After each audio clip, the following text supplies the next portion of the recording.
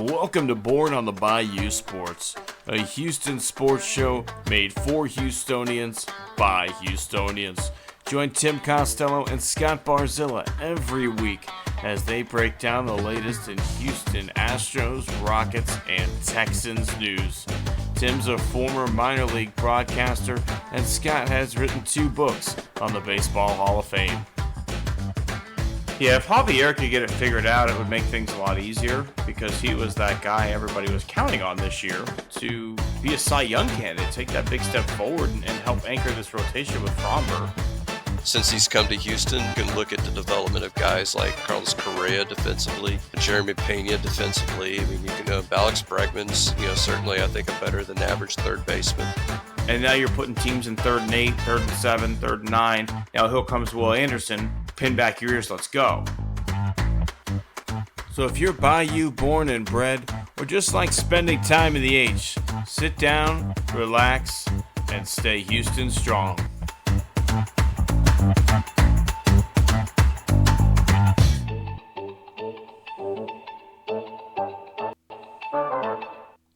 Welcome back into another fantastic episode of Born on the Bayou Sports. Tim Costello with Scott Barzilla as we keep rolling on into another episode. And Scott, it's been madness. It's been a fun week. It's been a hectic week. A lot going on in the world of sports. A lot going on in the Houston sports world. And a lot going on for us, too, as we're now going to be linked throughout the 2024 fantasy baseball season this year. I was going to say, we've got 3 things going on, right now. We've got, the NCAA tournament brackets, which, right now looks like you're clipping me a little bit through the second round. But, your and my national champions are still in it. Although it was kind of hairy there for a bit. And then, of course, we play the Lynx on Saturday, which I'm going to try to keep it over and under maybe a 30-stroke drubbing. That might not be my goal. We'll see. I think you could keep it under 30. My game's not as tight as I'd like it to be right now. Having a baby, I don't get to go out and practice as much as I used to. But you know what? I'm looking forward to it, Scott. We've been doing this podcast for more than a year now. We haven't physically seen each other in any of that time. It's always been virtual. So it'll be good to get together. It'll be good to play around the golf. I've got a lot of fun memories at a Battleground myself, playing some junior golf events and tournaments and things like that out there. The HGA at one point was based out at Battleground. So it'll be fun. It'll be good to get out there, and it'll be good to play some golf. Yeah, I'm certainly gonna lose on Saturday, but as Meatloaf, famously said, 2 out of 3 ain't bad, and that's what I'm pulling for this week. Or you could just be like Milos and just lie to everybody until you tell them you're really, really good. Milos wins again! I feel like a George Santos who wants to run for Congress again. Well, speaking of March Madness, Scott, you mentioned, we both picked the Cougars to be our national champion. What a game that was on Sunday night. I don't know if you watched the game live, but I did. And just, first of all, I'm probably not going to live as long as I originally was before I started watching that game, because that one took some years off my life. But an unbelievable, gutsy effort by the Cougars when I think every single thing that could have gone against them went against them. And they still found a way to win a basketball game with basically the last 2 guys on your bench playing clutch minutes for you in overtime and securing a win. Well, I was going to say, the Cougs overcame, a lot during that game. They overcame some, maybe some questionable officiating. Not maybe, definitely. They overcame, some adversity on their end, and they overcame the power of God. Because I don't know if you knew this, but Jack Easterby is now affiliated with Texas A&M. I saw him on the sidelines rooting, and I didn't know. I was like, did he go there? I didn't really know what was going on, but I don't think he's officially he's not officially employed yet, but I think he's affiliated with the basketball team in some respects. So Mm. you've got the power of God, and y'all overcame God. I mean, that's if you can overcome God, then I think you can march all the way to the national championship. Yeah, I mean, or Jack Easterby strikes again and takes another team down. But you mentioned the refereeing situation, and yes, I know I'm going to be a little bit biased as I am a Houston Cougar myself, but to have 4 of your 5 starters foul out, to understand when you look at the total amount of free throws shot, the differential isn't as bad, but that's because we were hacked for the last like 2 minutes of both overtime and regulation. They shot like 47 free throws. It was absolutely ridiculous. It's something I'm in some different Big 12 groups and forums and things like that, and one of the points that they made was the Big 12 kind of just lets guys play. They don't necessarily call as many fouls. And if you notice, the Big 12 really struggled in the first 2 rounds of the tournament, as you noticed from my bracket, right? And yours as well. We both kind of heavily relied on some of those Big 12 picks. Well, now you can't play that same physical level that you played the Big 12. They're not just letting you play. You're getting yourself into foul trouble. And I think that was an interesting point to look at is maybe Big 12 refs let them play a little bit more than some of these other conferences do.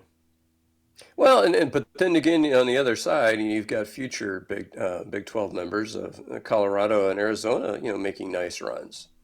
So maybe the future is much brighter, and maybe the collective teams in the conference, particularly I'm staring at you, Kansas, will figure out ways to adjust to those different styles of officiating and playing.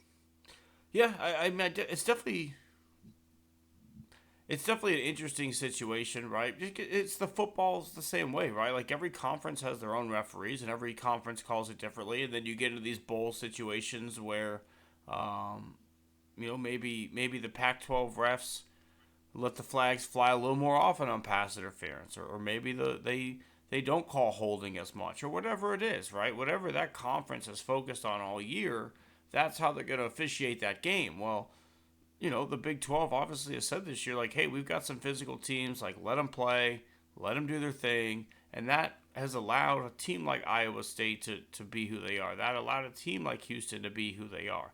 I can't remember who it was, but someone said, like, if you foul on every single play, they're eventually, like, they can't call them all. That's kind of been the Houston mindset, right? Like, we're going to play some really, really physical basketball. We're gonna hammer you on a constant basis, and we're going to exhaust you for 40 minutes. There was some crazy shit that happened in that game, but it took an unbelievable amount of bias and craziness to even get that game to overtime. And then, I mean, credit Ramon Walker for not only, playing 3 minutes and 41 seconds of fantastic overtime basketball where he had a huge defensive rebound, an offensive rebound, and a putback, but this guy, everybody thought he was going to be done for the season when he injured his knee in February. But, Kellen Sampson looked right at him and said, you bust your ass and you get back and you're going to make an impact in this tournament. And sure as shit, he had that opportunity. He took it. He played great basketball. And then Ryan Elvin, a guy who's been a 4-year walk-on.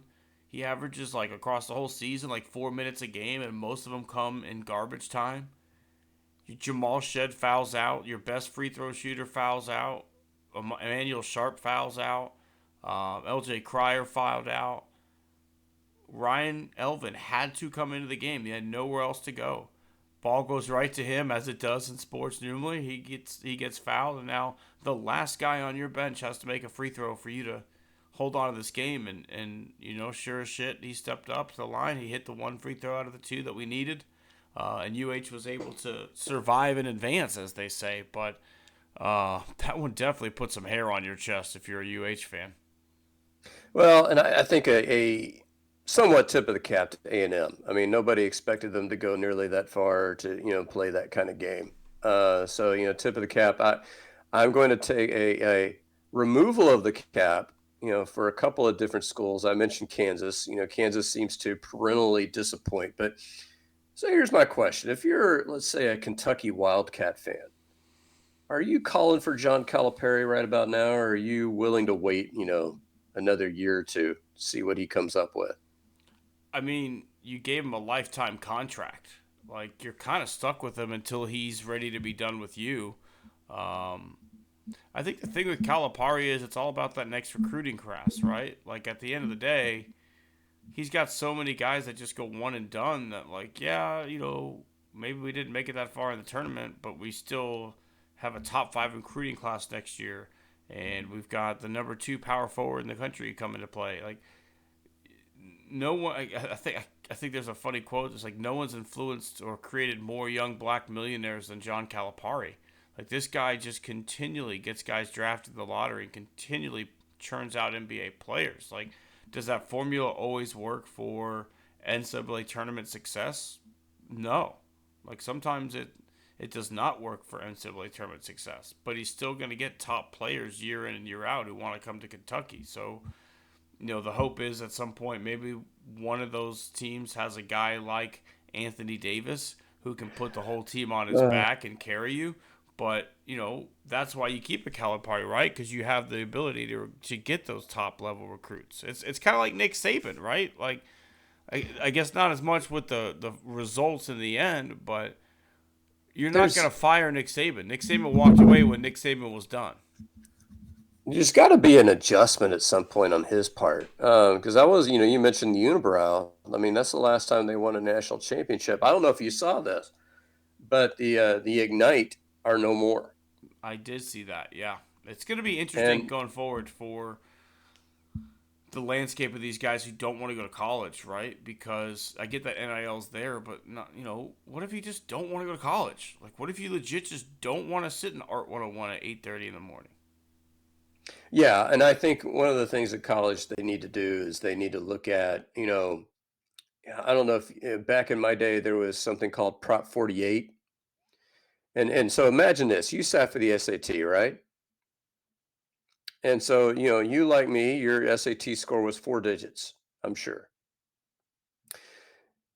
If you got under a 700 back when I was going to college, you were not eligible unless you went Prop 48. And that's where, like, a lot of these, football and basketball factories, that's where they got a lot of their athletes, and they would have to take remedial classes and they would have to do all this, that, and the other to be eligible. But the thing is, you got to offer some programs. You can't do like, I don't know if you saw the John Oliver where, the kids at North Carolina are taking Swahili. You need to offer like, hey, maybe you could learn how to be a welder, or maybe you can learn how to be a plumber, and we'll let you wear the University of North Carolina jersey or the University of Kentucky jersey, 2 days a week and represent the school that way. Maybe there's something they could do along those lines. Or, like, let's even take it another direction. Like, let's say you are a Carmelo Anthony, you are Anthony Davis. Everybody in the world knows you're only going to be there for 1 year. Like, let's have a plan for those kids. Let's have a plan that allows them to be successful when they leave school at 19 years old. Let's have a financial planning course. Let's take some economics. Let's do some things that are going to set these guys up instead of, yeah, just take the basic freshman classes. Be sure to get your astrology in and your geology and all this other stuff that freshmen have to All take. the ologies. Right, but like it's all the freshman bullshit, the 101s, right? Well, at the end of the day, why did Anthony Davis need anthropology or whatever it is, right? Like, Well, yeah, you got to teach these guys a skill because, but their I don't skill know is if you basketball, and that skill is going to make them Well, hundreds of millions of dollars. what happens if he blows out his knee, though? I mean, NBA that's, contracts are guaranteed. well, no, but I'm saying if he blows out his knee when he's in school, doesn't get drafted, I mean, he's basically. So, do you remember? I don't know if you've ever heard of a guy named Dexter Manley, for instance. I have not, no. Dexter Manley was a huge, fearsome linebacker with the Redskins back in the 80s. I mean, he was basically the second best linebacker in the game next to Lawrence Taylor at the same time. He admitted after his playing career that he was functionally illiterate. So, the question is, how in the hell do you get through, 12 years of regular school and then supposedly 4 years of college and be functionally illiterate? And see, to me, what happens if Dexter Manley's not Dexter Manley? Like, if he's Dexter Johnson and he's merely good, thinks he's going to go number one overall and maybe doesn't get drafted. Now you're giving this kid nothing, to bank a career on. Because, yeah, maybe you've taken 4 years of classes, but you're not going to graduate. I mean, I don't know if you had any classes with athletes in them. I had one where one of the basketball players was in there. He showed up for the first day, found out that, oh shit, this class I actually had to do some work. Never saw him again. And he wasn't going to the NBA. Very few Horned Frogs go to the NBA. Yeah, St. Mary's is a little bit different because it was D2, so the athletes, for the most part, like were pretty good students. But I did not have. I don't think I had it at UH. But yeah, you mentioned kind of having something to bank on. Let's talk a little bit about some banking issues that Mr. Shohei, the gambler Otani, might be having. And I say the gambler in jest because I'm going off of hearsay because Otani, read a statement yesterday to the media addressing the issue. He did not allow cameras, and he did not allow questions. Um, you know, I'll be the first one to say everybody gets the benefit of the doubt, but there is a thing called evidence, and there is also a thing called answering people's questions. And you can say whatever you want about the Astros, but Carlos Correa got in front of a camera. Alex Bregman got in front of a camera. Jose Altuve got in front of a camera. And they answered questions, and they owned up for what happened. And for Otani, his story's changed like 3 different times. This is a bad situation for baseball, Scott. Well, I think there's two issues. There's two underlying issues. Number one, when you ask me, I think the first story is usually the one that's the most honest. And the first story, it did come from the interpreter, but it came from the fact that Otani, knew about it and offered to pay off the guy's gambling debts. Now we're talking about 9 different withdrawals. He didn't go in there and just pull out $4.5 million. These are 9 different withdrawals that totaled $4.5 million. So I think what you're looking at is you're looking at a guy that probably went, or his camp went, oh shit, we can't be anywhere near this. Okay, the guy's a thief, he stole money. But here's the thing. How does your interpreter get access to the accounts in order, a number of times to make 9 different withdrawals? I mean, you got to have, who was he talking to? And can we hire that guy as a negotiator? Because, he was able to talk to how many different people and convince them to allow these withdrawals. That's number one. That's issue number one. I think the underlying issue and why I find this interesting is that we really need to, with sports gambling increasingly becoming legal everywhere around the country, even if you don't have a sports book in your state, you can go online and go on your phone, you can bet. We need to really look at, what do we want our athletes to do? And I put this in the same boat, and I hate to get political this early in the show, but I put this in the same boat as I look for like the legalization of marijuana or other substances as well. If you legalize it, you can regulate it. And when you regulate it, you can also tax it. This is a big money industry. And so if you could sit there and you could tell players, hey, here's a sponsored app. If you want to get your sports gambling on, okay, here are your rules. You can't gamble on your sport and you can't bet over X amount of dollars. And everything's going to be transparent and we'll let you do it. I think you would see a lot better result. But the problem is the reason why this was investigated in the first place is that the bookie, it's not on the up and up, was a part of a legal probe. And then all of a sudden we find, oh shit, Shohei Otani has given $4.5 million to him. That's how this all got started. I I really do think in my heart of hearts that the bookie placed bets for Otani. Maybe that's just me, but as you said, 9 different withdrawals. Otani knows the rules and knows he can't bet. Hey, you make the bets for me, I got the money. Or maybe they're a gambling partnership. I don't know. But where there's smoke, there's fire. And, this one's smoking. And this one makes absolutely 0 sense based on the facts that we have in front of us. And again, you did a statement for only the people in the room. You didn't allow any questions. Like, truth is transparent, right? Like, if your story holds up, then you don't have any problem taking questions about your story. But if you have a very crafted narrative that you've been like, okay, based on these things everybody already knows, we need to account for this, this, and this. Let's find a way to do that. Okay, we're going to go, this is what it is. This is exactly what it is. Don't verify from this. Don't stray from this. Don't take any questions. This is how we can spin this.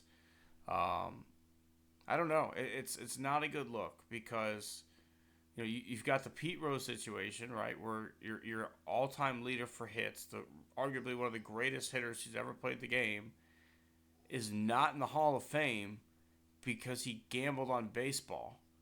And whether rightfully so or whatever, I don't care. But he's not in. So, and then he's banned. He has a lifetime ban from baseball. But Shohei Ohtani is the golden boy, and are we going to treat him differently? Are we going to take this as seriously as, Pete Rose's situation was taken? And I'm going to all come out and say probably not, because Rob Manfred is a little bitch.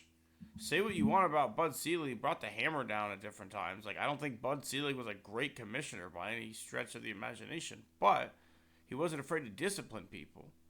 So, with Rob Manfred, it's all about protecting the shield. And I think, they were more than willing to cover up sign stealing until Mike Fiers went public.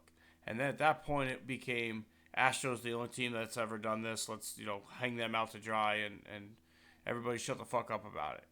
And now it's going to be, Ohtani is going to have his fall guy. As I think it was Michael Irving said, you always got to have a fall guy. Well, here you go. There's your fall guy. And I guarantee you. Chris Carter. It's Chris Carter, right? You always got to have a fall guy. But that's the fall guy. Hey, I got, there's plausible deniability because Shohei Ohtani personally never made a bet.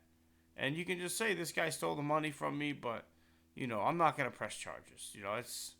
I wouldn't do that to him. Close personal friend. The whole loss of everything is worse than ever pressing charges. So we'll just, we'll agree to fire him and move on. And, yeah.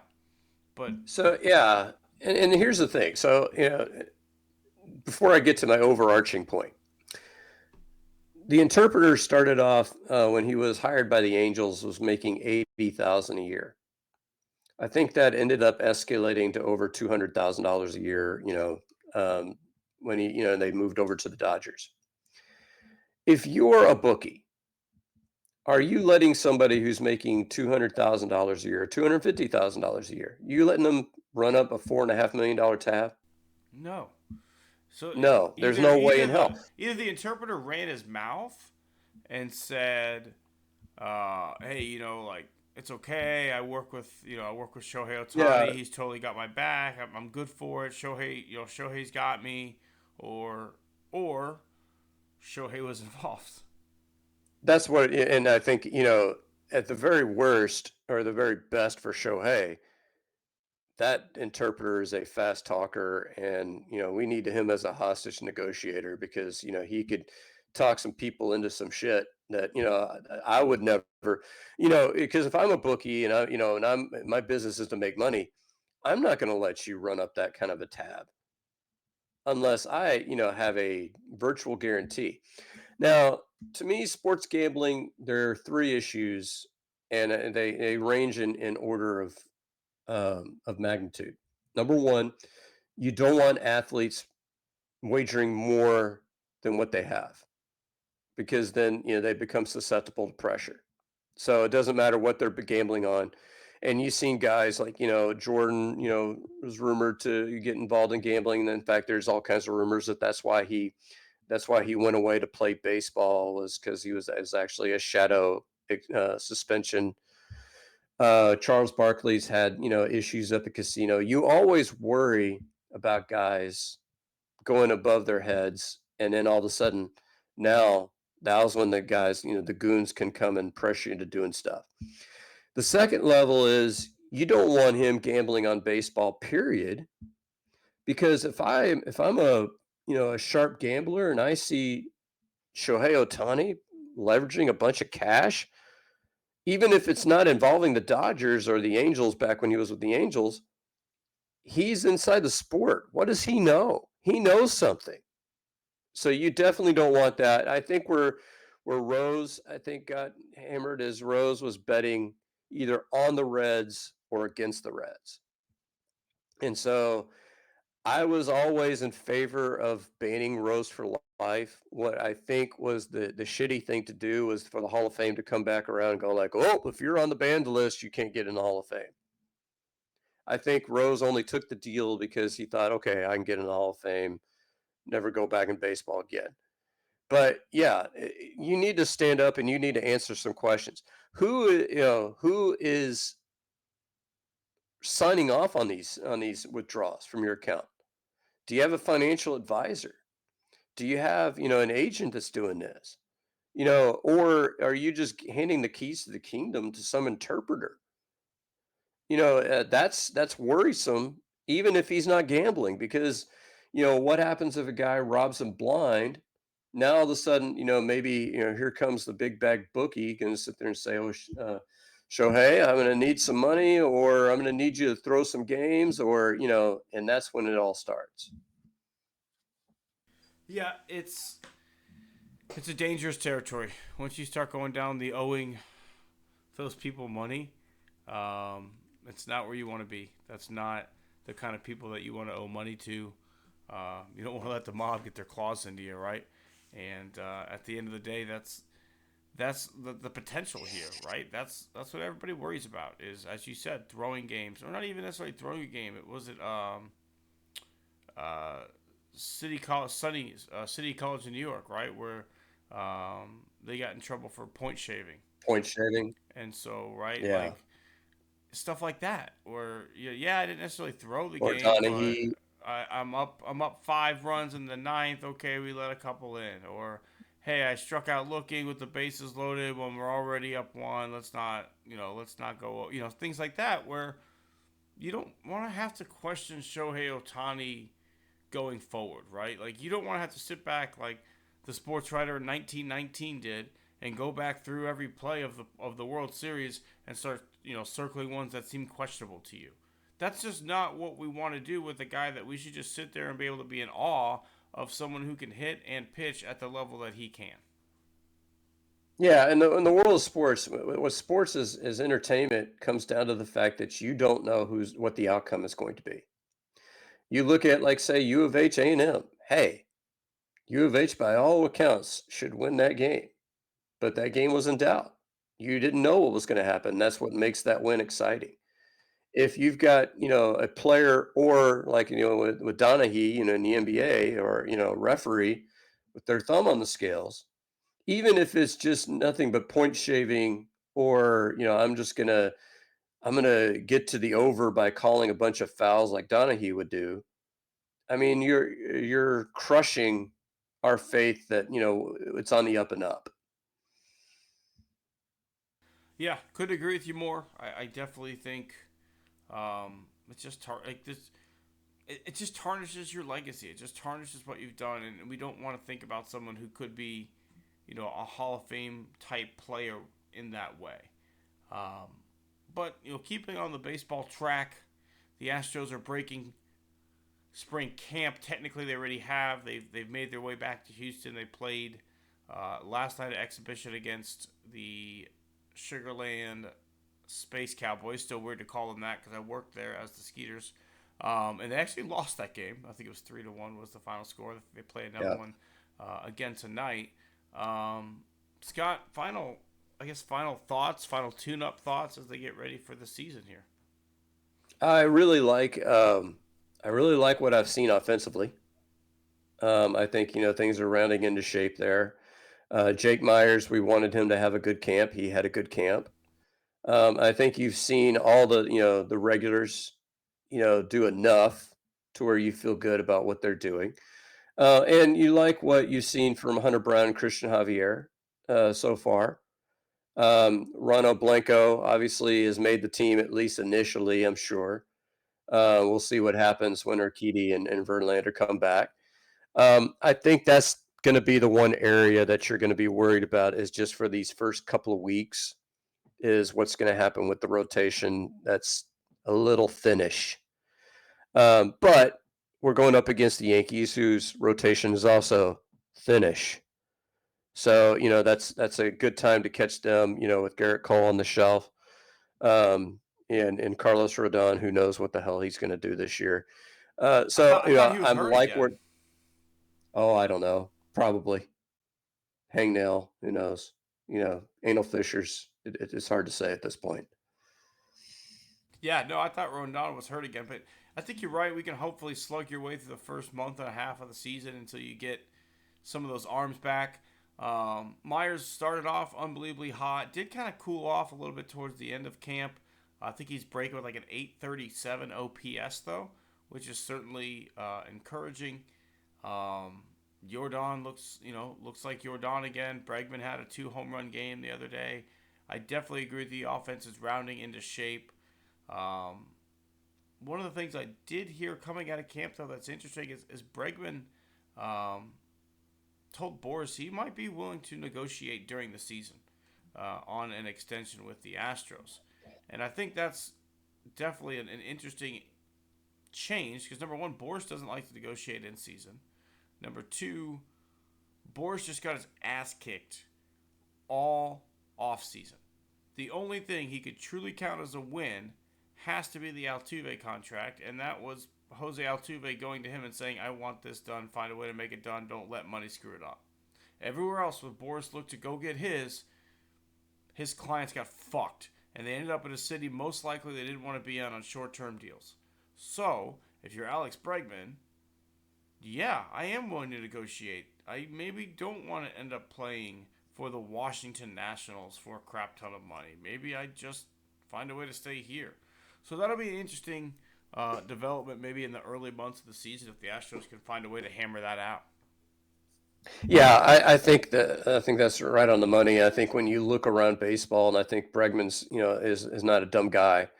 Um, how many teams realistically A need a third baseman and B have the funds to make that work? I think probably you mentioned Washington. I don't see Washington doing that. I mean, they're rebuilding. So I mean, you might look at a team like say the Cubs. You might look at a team like maybe the Diamondbacks if they move on from Suarez. You look at well, I mean, you got to look at the Giants, the Padres, and the Dodgers are all out. So I mean, who are you looking at? I mean, maybe the Yankees, but I don't know if the Yankees are going to have the cash to make that work. Toronto probably will have some money. So They need a third yeah, baseman. Toronto, Arizona though, Toronto probably could. He's from New Mexico, so that's kind Yeah, of far. I Um, could see that happening. But this is where it gets into that conversation we had last week, where if Boris was the kind of agent that would target teams and sit there and go, "Hey, Arizona, I see you want to compete with the Dodgers. I see you've got, a pretty, suck ass third baseman who, strikes out a lot and hits a few home runs. How would you like to upgrade that, position? It give me somewhere around 25, $30 million a year." But see, what Boris is going to do is he's going to sit back and he's going to go like, "Well, if you don't give me 8 years, 250, don't even come talking to me." And it's gonna wind up with Bregman winding up exactly in the same spot Correa was in. exactly in the same spot all these guys were in this winter. But Bregman's smart if he finds out that, hey, maybe the Astros are willing to pay me 25 million. Maybe they're willing to go 6,170. Shit, sign the deal now. And don't chance it because I don't know if you're getting more than that, especially depending on how he plays this year. No, couldn't agree more. I think it's a Scott Boras' blunder is a win for the Astros. I think hopefully he and Crane have some kind of good relationship after hammering out the Altuve deal. Altuve's got to be in Bregman's ear in camp, going, look, man, just go to Boras and tell him you want to be here. Don't leave it up to chance. I got my money. I got paid the amount that I probably would have got on the open market, and I'm going to retire an Astro. Why don't you do that with me, right? These guys are close. If you had a chance to play your whole career with Jose Altuve, why wouldn't you want to at the end of the day? The guy seems like a fantastic teammate. Is there anybody else in Major League Baseball that you'd want to finish your career with than Altuve? Like, why would you want to leave that guy? Yeah, I mean, and that's basically what it is. To me, it's a bird in the hand. I think the Astros will go up to, at least 25 million a year. I don't know if that's enough, but maybe Bregman looks at it and goes like, man, I don't want to end up like Matt Chapman. Because if you look at it, in terms of like WAR and stuff like that, they're not dissimilar. I mean, they're different kinds of players, but in terms of value, they're not that different. No, I mean, absolutely. They come about their value differently, right? Matt Chapman's much more of a slugger. Bregman much more of a line drive hitter who will get some of those line drives out of the ballpark, but high on base guy, low strikeout guy. Chapman, low on base guy, high strikeout guy. Both play great defense. Great. Chapman probably a better defender. It's close, but Historically. maybe yeah. I mean, Historically, he's been. Bregman has his faults as a defensive third baseman, but being a former shortstop too, I think he's able to do things on that slow roller up the line better than most third basemen in the league. I think maybe Arenado might be a little better on that specific play, but the slow roller up the third base line is Alex Bregman's money at that play. Yeah, and Arenado's also one of the best in the business too. I mean, that's defensively at least. I think and if he's smart, he's not. I don't think you leave this chance because that's let's say he balls out and he goes 2018 Bregman, 2019 Bregman. Yeah, he might get his bag then, but do you see him hitting 40 bombs? I really don't, and I just don't because I don't want him to try and be a 40 bomb guy. I want him to continue to have that consistent line drive approach, hit the ball hard, drive in a bunch of runs, have a bunch of doubles, and hit 25 to 30 homers. That's more valuable to me. Yeah, absolutely. And so I don't know, obviously Tucker is obviously the other looming one. We don't know what's been happening behind the scenes. I saw something on Facebook where somebody's like, they're about to reach an 8-year, $205 million deal. And it's like, if Tucker does that, he's an idiot. I mean, he would be leaving a shit ton of money on the table. And so I don't know if Tucker, if that's going to happen, maybe something happens next winter. But yeah, Bregman, I think if he's smart, he's looking around, he's looking, okay, how many teams honestly can afford what I want? We talked about it last week. The CBT changes everything. When you can literally see on paper what teams can afford. And again, this isn't the NFL where, okay, I can cut this guy, and make a little cap room. Like, there's a few salaries here and there that aren't guaranteed that you can offload. But again, for the most part, baseball salaries are guaranteed. So your cards are on the table. This isn't Texas Hold'em, right? Where you get to hide your hand. Like, nah, this is blackjack. And everybody can see what's on the table. And if you bust, you are going to pay a huge high penalty for busting over the line. And there's only there's only so many teams out there can truly afford to live in that second or live above that second tier in that huge tax percentage. There's no way a Kansas City or a Milwaukee or really even the Giants, they're not going to live on that second tax threshold for 5, 6, 7 years in a row. The penalty is huge. So Yeah. Well, not only that, but when they were talking, when the talk was of, are the Astros going to sign Blake Snell? Blake Snell comes with a draft pick attached because he had a qualifying offer. So the Astros would have turned around. They would have given the Padres 2 draft choices, one for Snell and one for Hader. And so, I'll bet you that if you shot him up with truth serum, Dana Brown was probably looking at that saying like, okay, $31 million annually and another pick. That may have been the dividing line where he sat there and said, screw it, I'm not doing it. And so if Bregman, you walk us through this year, he's going to get a qualifying offer attached. And so that's going to have at least, I think, a couple of those teams going like, you know what? I don't want to do that because, not because you were talking about teams like, like the Royals. Why in the hell would the Royals sign Alex Bregman? I mean, they would need to sign Alex Bregman and like 3 other position players and 4 other pitchers before they were going to be able to compete. So why are you going to pay a guy $30+ million when, you're going to go from like 65 wins to 68, 69?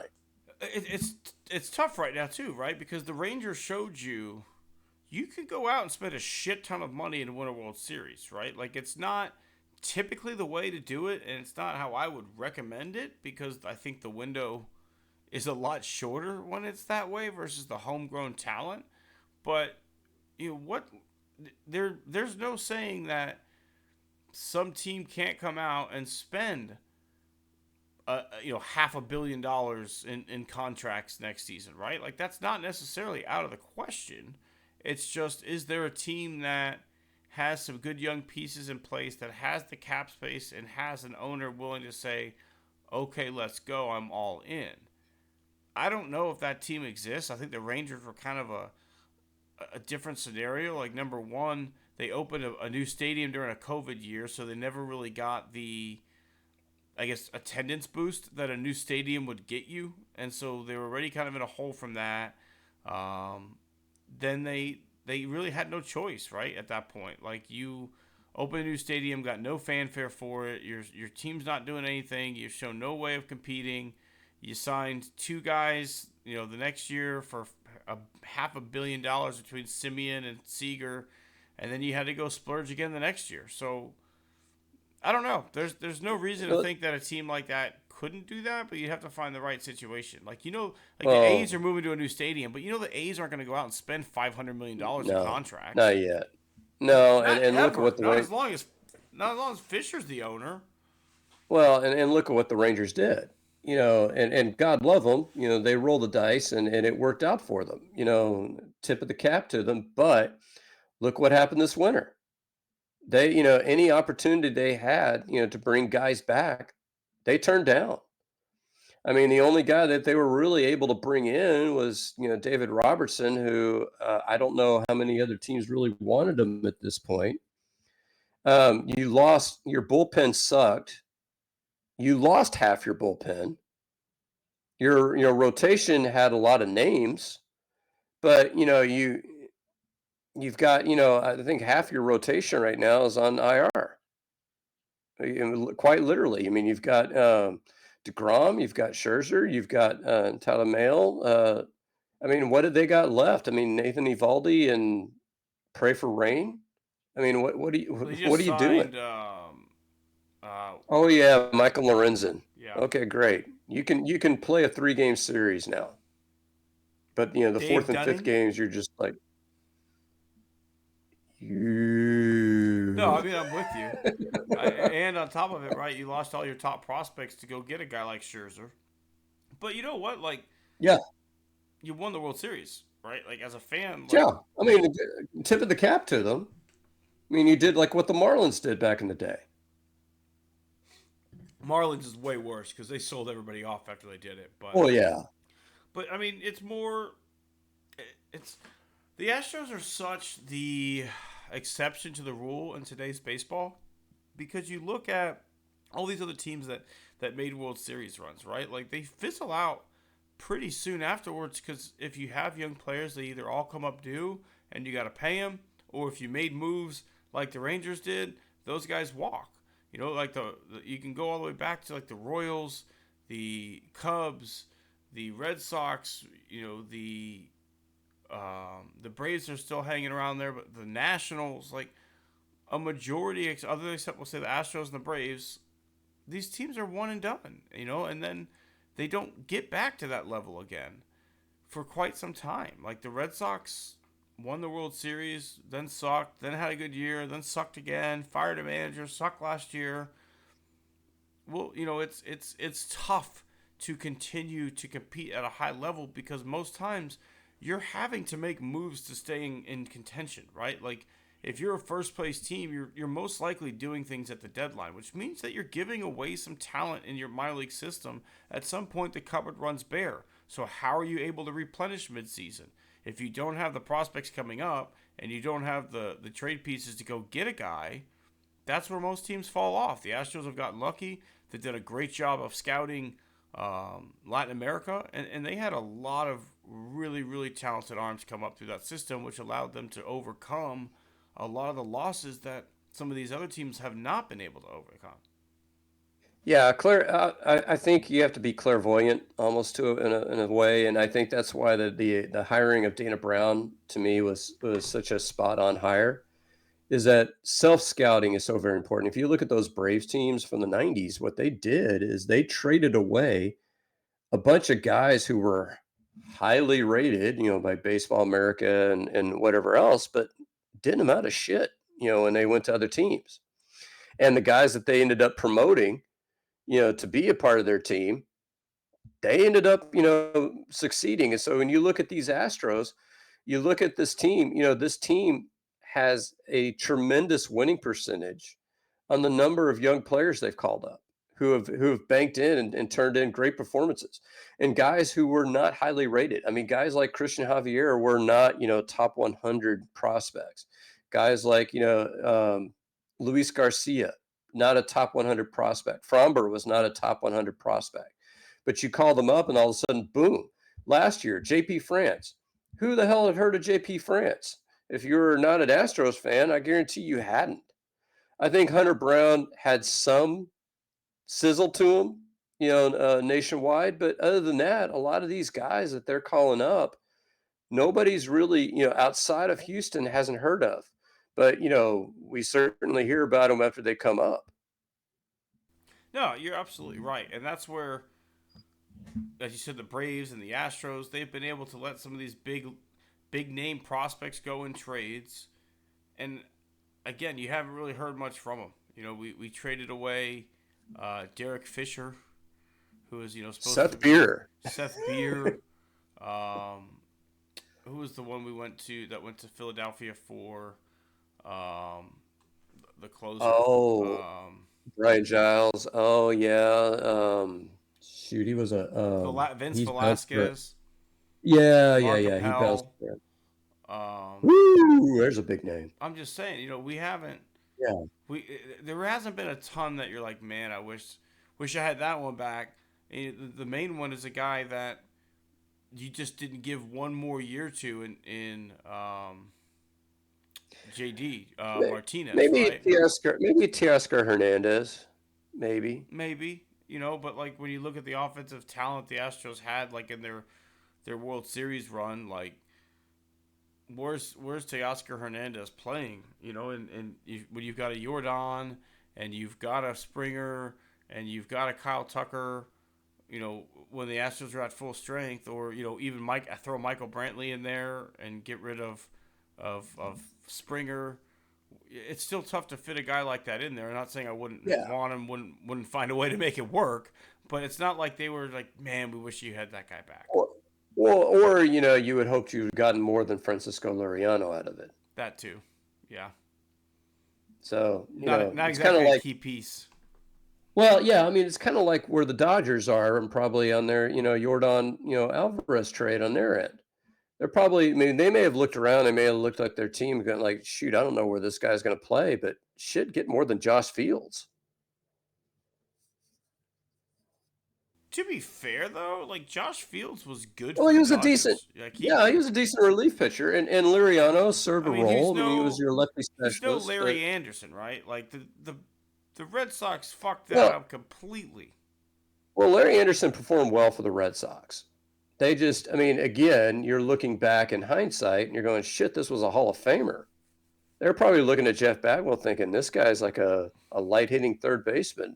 You know, we've got Wade Boggs. We already have a light hitting third baseman.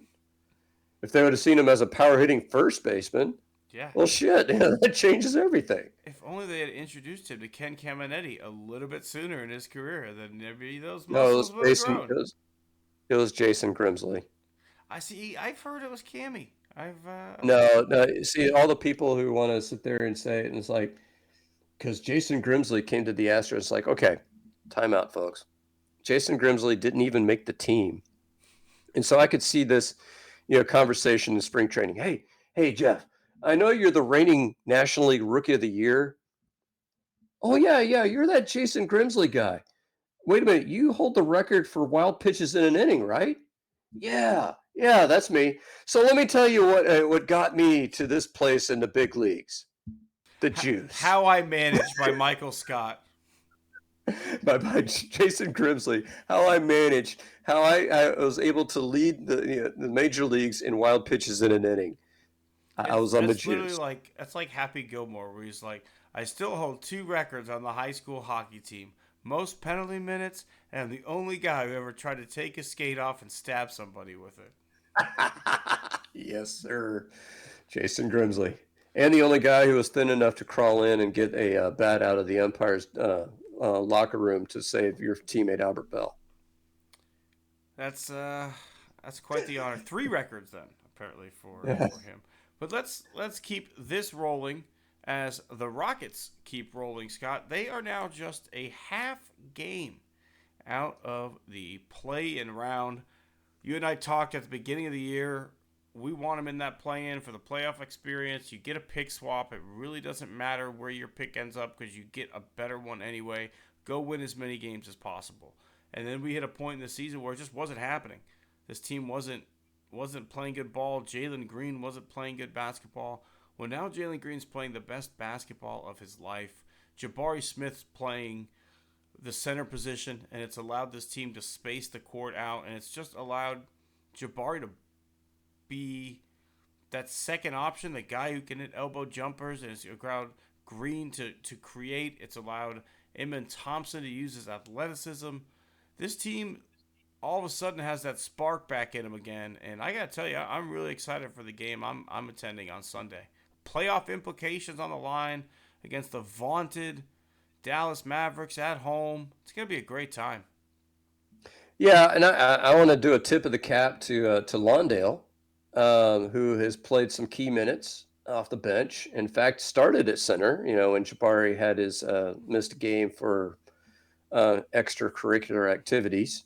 We'll just say. Nah, he beat some ass. And so I'm going to say that I'm going to make myself an honorary scumbag just to sit there and say that I was bad-mouthing, what this team was doing. And should have looked at the schedule.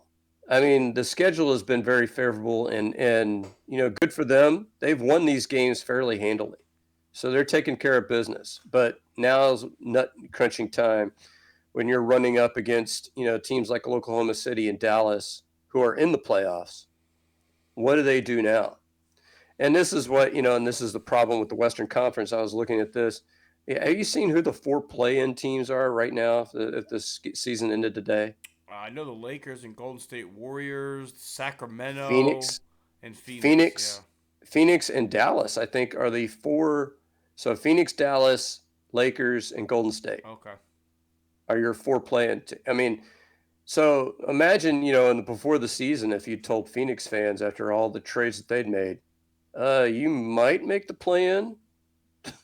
I mean, they'd be like, what the hell? If we were in the Eastern Conference, we would have clinched a playoff berth already, virtually. So, I mean, we have to be honest about where the NBA is, and we talked about this before, how difficult the Western Conference is. I don't know if they're going to get in. because they're going to have some tougher games here down the stretch, but at least they're playing meaningful basketball in March. Absolutely, and that's what it's about, is getting these guys a taste of playing for a reason at this time of year, right? Like, we're not just AAU basketball going out, putting up stats, hoping to impress so I get re-signed next year. Nah, like, go out and try and get yourself into the playoffs. To do this with Sengun hurt, to show the grit and the determination, just to see Jalen Green have this other level in him where he can carry a team, right? Because I think you and I were both, you mentioned you want to add yourself as a scumbag. Throw me in there with you. Because I think, how many times did I say I really don't want to talk about the Rockets this week? I'm over it. Or how many times did you and I both get in here and say we should consider trading Jalen Green? And you know what? Like, right now, I got to say, I'm pretty happy we did not. If this is the kind of player that he is going to be, fuck yeah, man, sign me up. Like, as long as this isn't some kind of Linsanity type run where he goes back to being a 15-point player after this, let's hope that this is him turning a corner, because this is a level of basketball that we've never seen from this guy for this long of a stretch. And also the basketball IQ seems to be higher, Scott. He's making better plays. He's making better decisions. He's getting to the rim almost at ease at times. And because of that, it's allowed him to have a little bit more space on the perimeter to take some open jump shots and not have everything be a contested step back three. One thing that I think will be interesting moving forward is that I think you see some people out in the blogosphere saying, well, you see, they're winning with Sengun out. Oh, it's already started. They're not so winning. Annoying. They're not winning because Sengun's out. However, I think a lot of Jalen Green scoring opportunities are coming because Sengun is out, because they need somebody to score. And, with no Sengun and with no Whitmore coming off the bench either, really Green is the only consistent scorer you have. And it'll be interesting to see what happens when Sengun does come back. Can they find a way to coexist? I mean, it was in a similar way, if you want to compare it to their poor man's version of Akeem and Clyde. And part of it, and I remember in the season where they won their second championship, Akeem missed some time and Clyde stepped up and was scoring 30 points a night. But that can't happen when Dream's on the floor. So it'll be interesting to see, how are he and Sengun able to coexist when both of them are healthy. I think it's going to be more interesting to see what is Fred VanVleet's role on this team when both of these guys are healthy. Because I can see a world where they play a more two-man game involved with Green and Sengun, right? Like, let that pick and roll go with those two. Use that a little bit more. And then are we now paying $30+ million for Derek Fisher? Like, is that what's going to happen, where you've got a decent spot up 3-point shooter who's a fiery leader, plays good defense, crafty veteran, whatever superlatives you want to add on to make the fact that you're paying $30 million for Derek Fisher? I can see that's where we're headed, though, right? Because Kobe, at crunch time, you were going to have some sort of two-man action with Kobe and Shaq, right? Like, that's where you were going to find a majority of your offense was going to be that kind of situation, a two-man game. Well, now in today's NBA, you've got a guy in Sengun who can dribble, create, and pass, who can play a pick and pop, pick and roll, and you've got Jalen Green who's got the skill set to read a pick and roll and get by, drop the pass off, do a lot of different things from that single pick and roll set.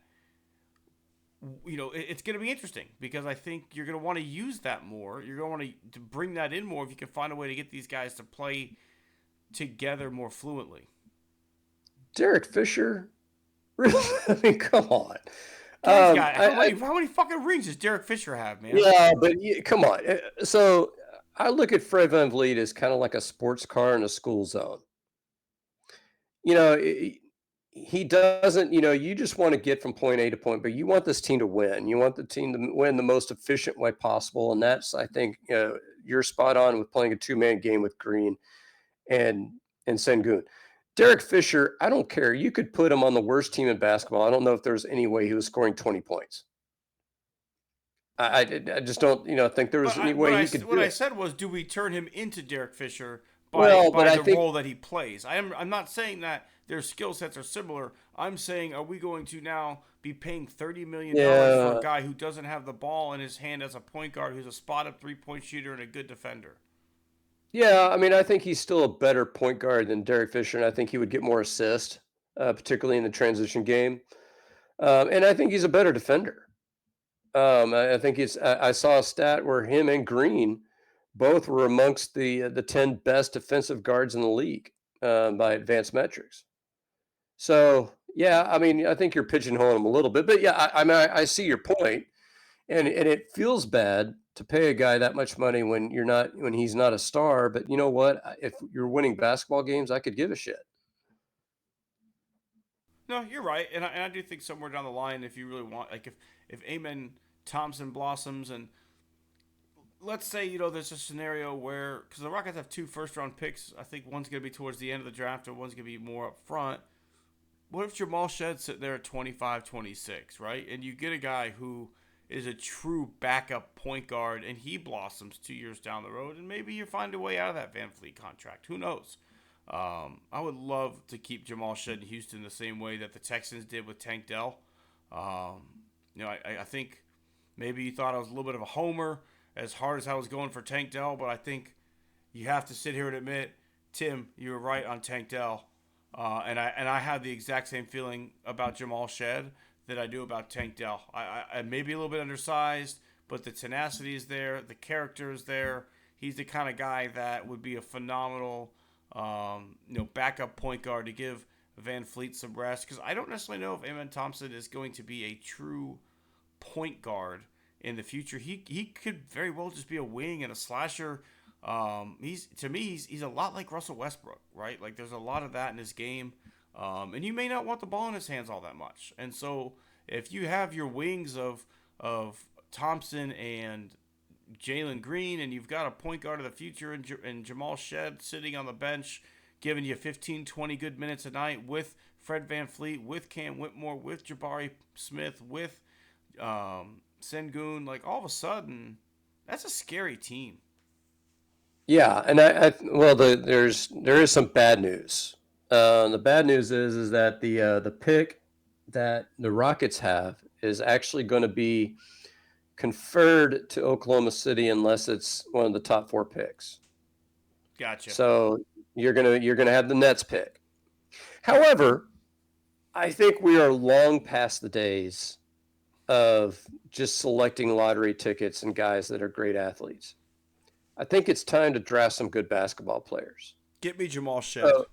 Yeah, Jamal Shedd, if you picked him at number 10 or number 9, sign me up. I wouldn't hate it. Yeah, sign me up because, to me right now, you need, that Jamal Shedd, that Shane Battier kind of player who's going to serve a role. Is not going to be, your top of the line, but you can't win without those guys.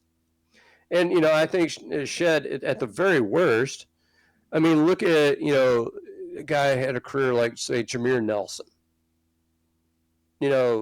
Would you take that? Yeah. In Houston? And you know what? Yeah. I think looking back on my comparison, I'd like to change from Derek Fisher to Jameer Nelson for Fred VanVleet on that team that went to the NBA Finals, right? I think that's more where Fred VanVleet could lie as a 3-point shooter, playmaker, but not the primary ball handler because Tito Turkoglu did so much of that on that team.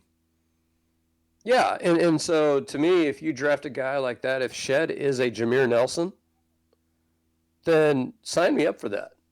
Because, at the very worst, if you sign a guy who the moment he shows up can play 15 solid minutes for you, that's more than some of these guys that they've drafted over the years. Who knows what?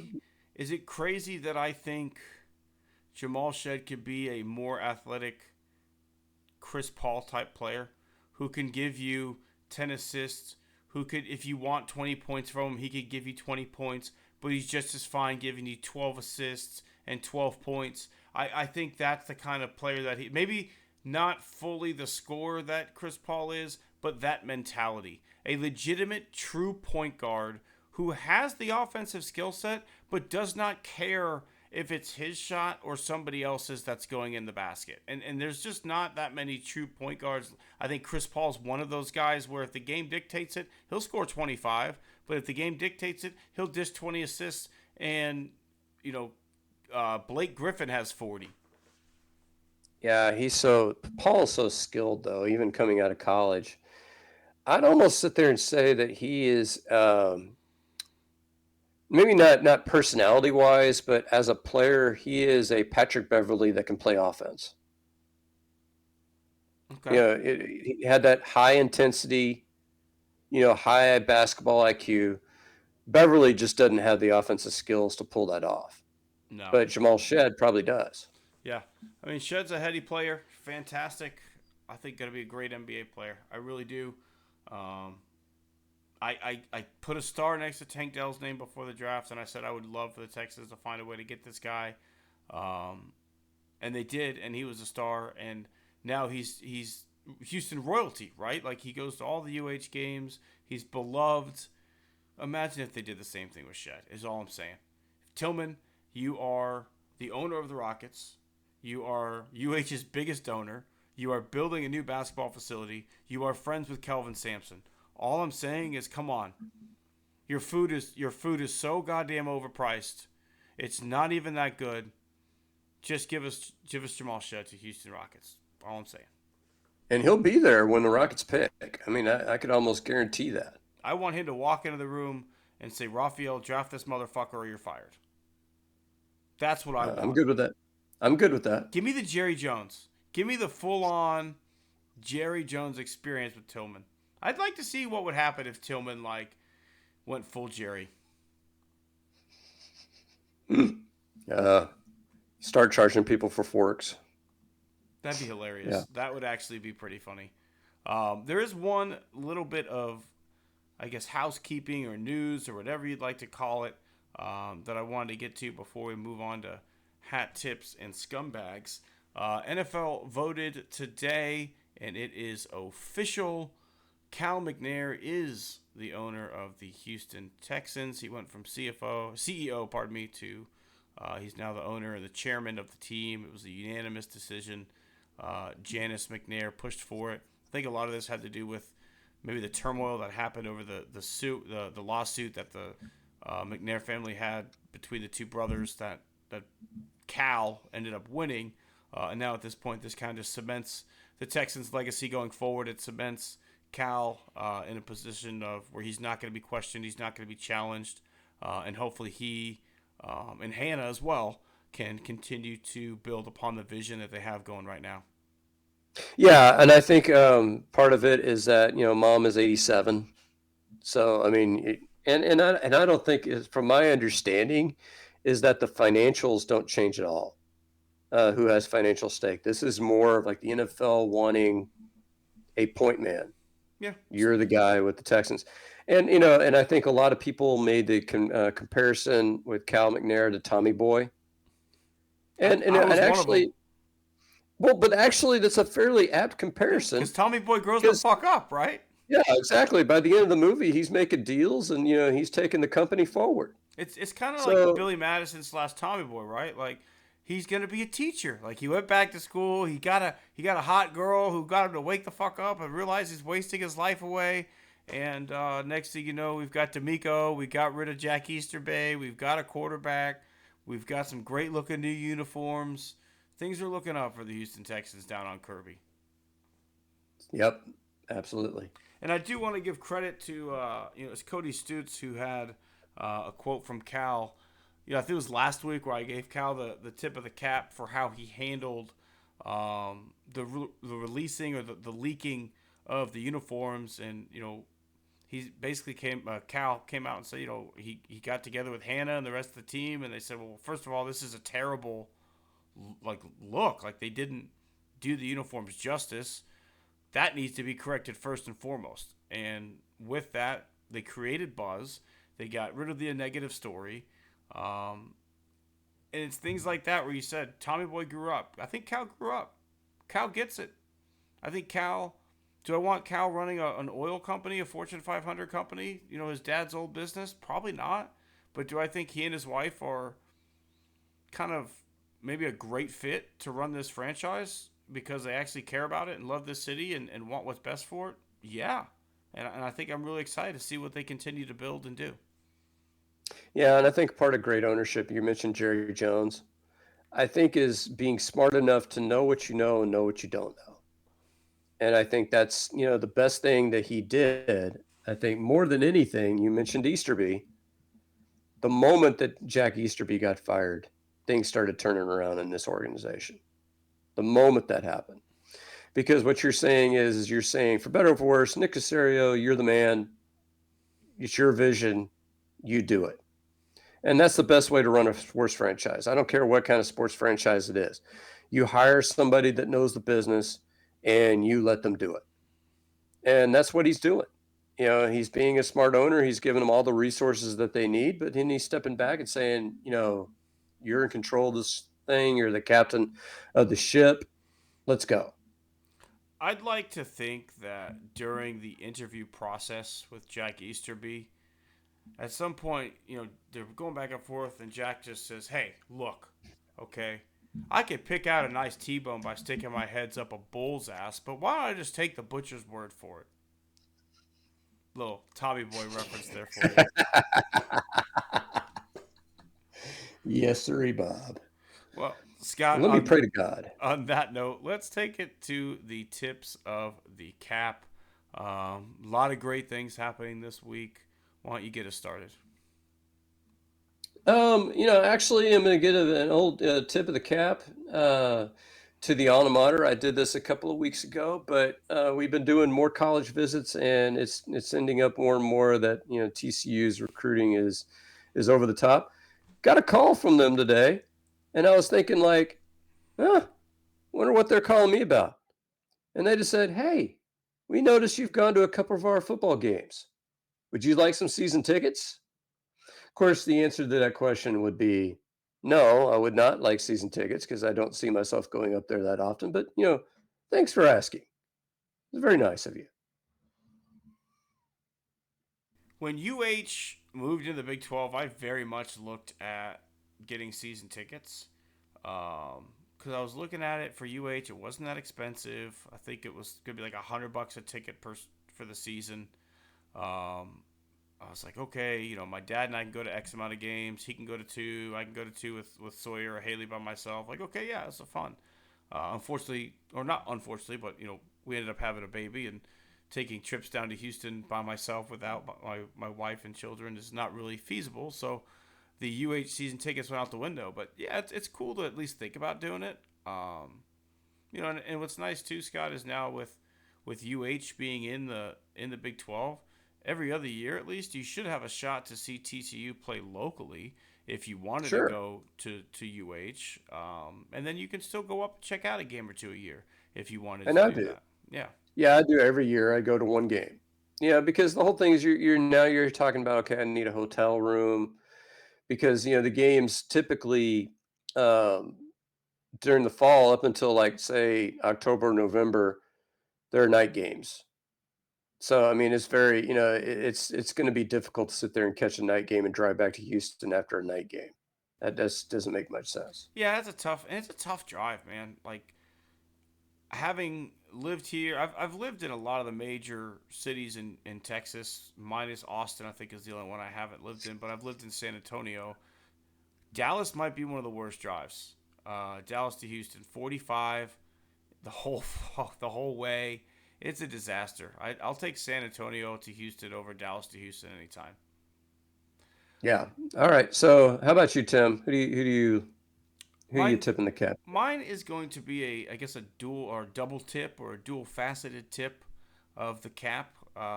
This Saturday, my beautiful wife Haley was honored as the Teacher of the Month by the Allen Americans minor league hockey team. So first and foremost, the first tip goes to her as she works her ass off for these kids and does so much. And it was great for me to see her finally get some recognition. I think you and I both know in the Teacher of the Year nominations and all that stuff, there's so much bullshit and politics that goes into it that the best teacher on campus doesn't always end up winning.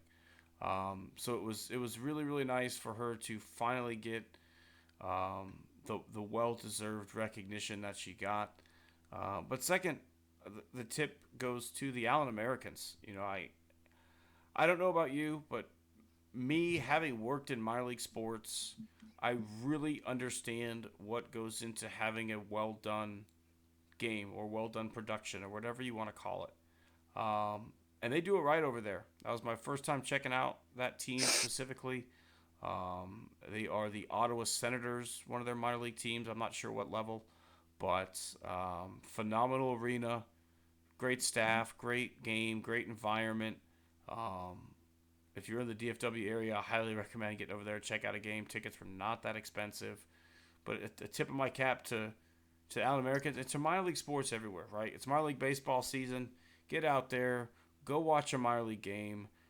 Take your kids out to a minor league game. You're going to have the time of your life. The players know who they are. They know they're there for the kids, and they're going to be more willing to sign, and they're going to toss foul balls to you, and it's going to be a great time, and you're going to spend like a fifth of the price that you would of going to an Astros game. Go to the Sugarland Space Cowboys on Dollar Dog Night, have a great time with your family, and spend like 25 total bucks. So I'm going to double that because I don't know if you knew that I was one of the teachers of the month this year I did not know on that. campus. Congratulations, Scott. Do you know what I got for that? $5 Starbucks gift card. Nope. A pat on the Got a back. certificate. A what? Got a certificate. Haley got a plaque and 20 I tickets got to a the nice Allen certificate. Americans. So, and of course the Houston Rockets were having, teacher appreciation night. And we were like, hey, as a department, let's go. They put it on the same night as every other, other group. So first responders, cops, doctors, all that. So we couldn't get tickets because they made the process so cumbersome that I had to sit there and, make a photocopy of my ID and then, try to figure all that. And it's like, by the time I say, nope, no more tickets. So, hat tip to, because I'm sure somebody on her campus nominated her. So, hey, hat tip to them for going a little bit more than just here's a nice certificate and we'll let you wear jeans one day. It's a nice honor. Yeah, it was something that the team specifically does. One of the sponsors does this promotion that they pick a teacher every month, and someone within the organization, I think, actually nominated her. But either way, no one deserves it more than she does, and was just happy for her to see that, and happy that Sawyer and Scotty were there with us to be able to see Mom get some recognition and be on the big screen. And it was kind of funny. It was like one of those Ricky Bobby situations after one point because like she's just still on camera and the award's been handed to her and the handshake's been done. It's just like I don't know what to do with my hands. Yeah. Oh man. But Scott, I know you mentioned you've got a pretty good scumbag for us this week. Why don't you get us started on that? Okay, so this one's going to be a bit on the lighter side, since we've had some heavy, topics. I'm going at full guns a-blazing at Google. Now, Google does a lot of scumbaggy things, so, I'm going to have to be a little bit more specific.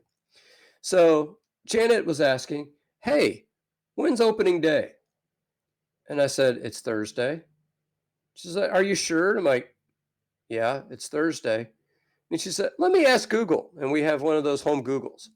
Okay, Google, when is opening day? And they said, the world champion Texas Rangers are opening up at, 4 o'clock Eastern Standard Time. And it's like, what the fuck, Google?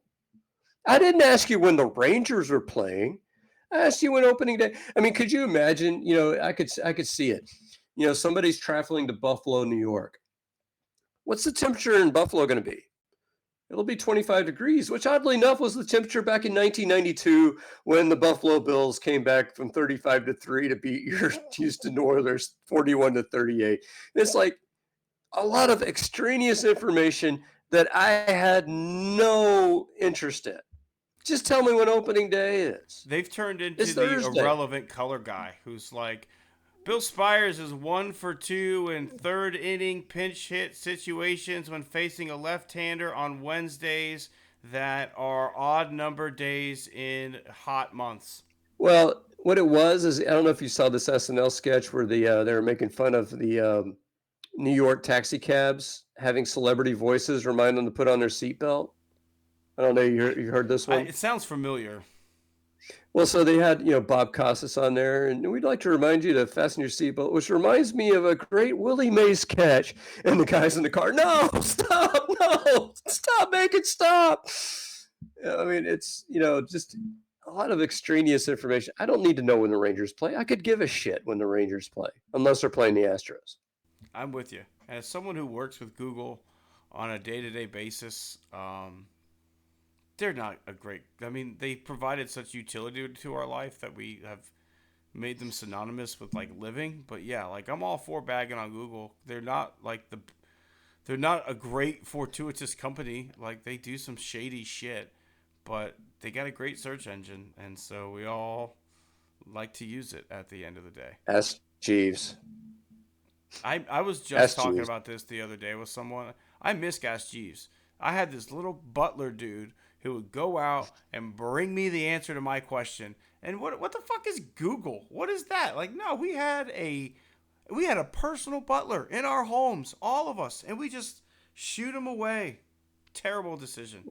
Or you can do like with back in my day when the internet was first starting, Prodigy or America Online. You hear that, where the modem in the back of the computers, cranking up. You pick up the phone to make a call, and get off the phone. Take out the phone. I'm on the internet. It's a big day when we got that second line put in the house, so that didn't happen anymore. Big day at the Costello house where we had the internet-only phone line. There you go. Well, Scott, there you go. It was not an easy selection this week for my scumbag selection. All in all, pretty good week. Didn't really have a lot of negative happen. Got a chance to play some golf with my wife on Saturday. Became a godfather on Sunday. But I will say I've got one little personal thing that is sticking in my craw. I've been a member at my golf course for like 2 years now. I don't ask for a lot. I don't need the butt padding. I don't need you to remember what kind of coffee I like. What I need you to do is make sure that the tee time that I book every fucking week is available for me when I want to play. What I don't want you to do is let some other dude book 4 tee times when there's only 6 total available before the men's league takes up the whole course with 5-hour rounds. I'm not asking for a lot. I play fast. Our group plays a foursome, 18 holes in 3 hours and 20 minutes. We're the exact kind of people that you want teeing off at 7:40 because we fucking move. Don't take that shit away from me. Don't make me have to be with Gen Pop out there fighting for tee times like the rest of everybody else. I pay my dues for a reason, and that reason is so I get advanced tee time booking so I can play golf at 7:40 in the morning every single Sunday. I know I'm not playing at a private club. Trust me, the greens make me very well aware of that. But with my dues, all I'm asking is have that 7:40 foursome ready to go for Tim Costello, Roger Cromis, Chad, and Mike. Have it ready to go. And when you don't have that, I'm a little pissed off. Yeah, I was a little bit disappointed that, Cameron wasn't coming along and, able to book us a time at Bay Oaks. That would have been. We would have lived the highlight for a minute there, Scott. Unfortunately, Cameron's baby is 2 months younger than mine. And so both of us are kind of making our first lengthened car rides down there. None of us had really put the babies in a car for more than an hour at a time. And so he's a little nervous to do it in the evening. Doesn't want to mess up the sleep schedule, so he's going to try and time it around nap time on Saturday morning and come down that time. So he's just not going to be in town. Otherwise, we would have loved to see him try and break 90 because that's about where his game is right now. Takes a lot of lessons though. If I break 90, I'm man. My dad actually has this painting that used to be in his house where you see a guy walking into his kitchen with flower roses dropping all over him, and his wife's going, Chino, you broke 90. And it's like, that's my game right about now. You know, I get a nice reception back home when I have a good round. When I shot even par for the first time, my mom bought me a nice Nike zip up, like one of those puffy vests. It says UH Cougars on it. That was my shooting par for the first time present. So it's nice to get that warm welcome home when you had a great day. Yeah, unfortunately, my low is 73, so just came one shot away. Par is 70 at our course at Ocala, and I've done it 3 times there. So handicap is rising those because those 3 times are coming off the card here pretty quickly. So it's only going to go up from here. But that's going to be it for you here this week. Another great week of Houston sports, and next week's going to be even better. Opening day, baseball's back, Rockets will hopefully have 2 more UH wins to talk about. It's gonna be it's gonna keep rolling on, because I think, as anyone who listened to the old show knows, once we get into baseball season, Scott and I can go for hours on our weekly Astros check-ins. Absolutely. But we appreciate everybody who joined us here this week. We look forward to having you back next week as we can talk Astros opening day and just talk some more Astros baseball with you, as well as everything else happening down on the Bayou. We'll see you next week.